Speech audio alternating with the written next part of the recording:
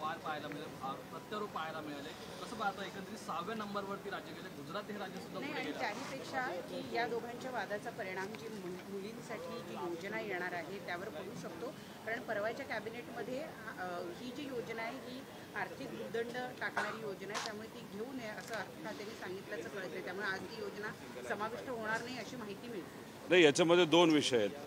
आत्ता मुद्दा जो तुम्ही मांडला तो जयंत पाटील साहेब आणि देवेंद्र फडणवीस साहेबांमध्ये जे शाब्दिक नाही तर ट्विटर वॉर त्या ठिकाणी झालं, ज्याच्यामध्ये जयंत पाटील साहेब बोलतायत की आपण आधी दरडोई उत्पन्नाच्या बाबतीत या देशामध्ये जरा बऱ्या क्रमांकावर होतो आणि भाजप आणि महायुतीचं सरकार महाराष्ट्रामध्ये आल्यानंतर आपला 1 क्रमांक हा खालच्या लेवलला त्या ठिकाणी गेलेला आहे. मी एवढंच म्हणेल की जयंत पाटील साहेब बोलतात ते खरं आहे आणि देवेंद्र फडणवीस साहेब जे बोलत आहेत ते खोटं आहे. त्याचं मुख्य कारण गेल्या वेळेस आपण 5व्या नंबरला होतो आणि आता आपण 6व्या नंबरला आलेलो आहे. त्यामुळे जे काही संभ्रम निर्माण करण्याचा मुद्दा देवेंद्र फडणवीस साहेब सातत्याने त्या ठिकाणी मांडत आहेत, तर खऱ्या अर्थाने संभ्रम खोटं बोलून जर कोण निर्माण करत असेल तर ते देवेंद्र फडणवीस साहेब आहेत. त्याच्याचबरोबर कालचा जो इकॉनॉमिक सर्व्हे रिपोर्ट आला त्याच्यामध्ये आपलं जे राज्य आहे ते 7.5% त्या ठिकाणी वाढेल असं सांगण्यात आलेलं आहे, म्हणजे ग्रोथ रेट.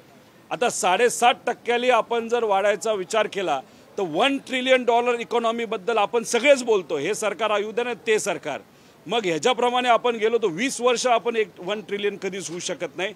आपल्याला $1 ट्रिलियन इकॉनॉमी व्हायची असेल तर आज भाषणामध्ये नक्कीच अर्थमंत्री बोलतील नाही तर देवेंद्र फडणवीस साहेब बोलतील, तर आपल्याला कमीत कमी 14 ते 15% वार्षिक त्या ठिकाणी ग्रोथ रेट असण्याची जरूरत आहे. त्याच्याचबरोबर आपण दुर्दैवाची गोष्ट अजून आहे, एक्सपोर्टच्या बाबतीत आपण नेहमी अव्वल त्या ठिकाणी असायचो. यंदा जो रिपोर्ट त्या ठिकाणी आपण बघितला, गुजरात नंतर आपण येतो, म्हणजे 2 नंबरला येतो आणि आपल्यात आणि गुजरातमध्ये जो फरक आहे तो डबल फरक आहे. म्हणजे कुठंतरी भाजप या महाराष्ट्रामध्ये सत्तेत आल्यानंतर गुजरातची नक्कीच ताकद ही महाराष्ट्रापेक्षा दुर्दैवाने वाढलेली आपण सर्वजण बघू शकतो.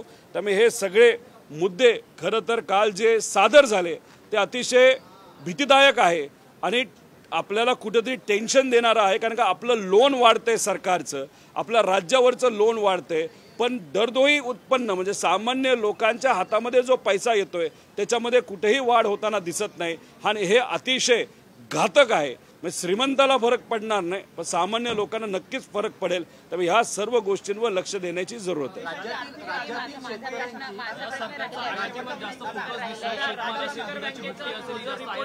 नाकारलेला आहे, त्याला विरोध दर्शवलेला आहे. आता अजित पवारांच्या अडचणीत वाढ होण्याची शक्यता आहे.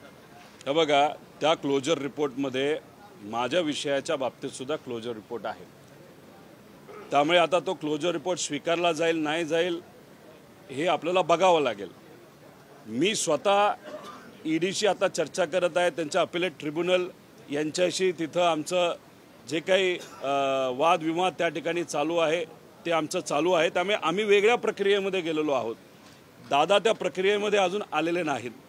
आता हा क्लोजर रिपोर्ट ईडीने त्या ठिकाणी नाकारला असेल तर त्या बाबतीत पुढे जाऊन काय करायचं हे ईडी आणि केंद्रातलं सरकार आणि राज्यातलं सरकार आणि सत्तेत असणारे लोक त्या ठिकाणी ठरवतील.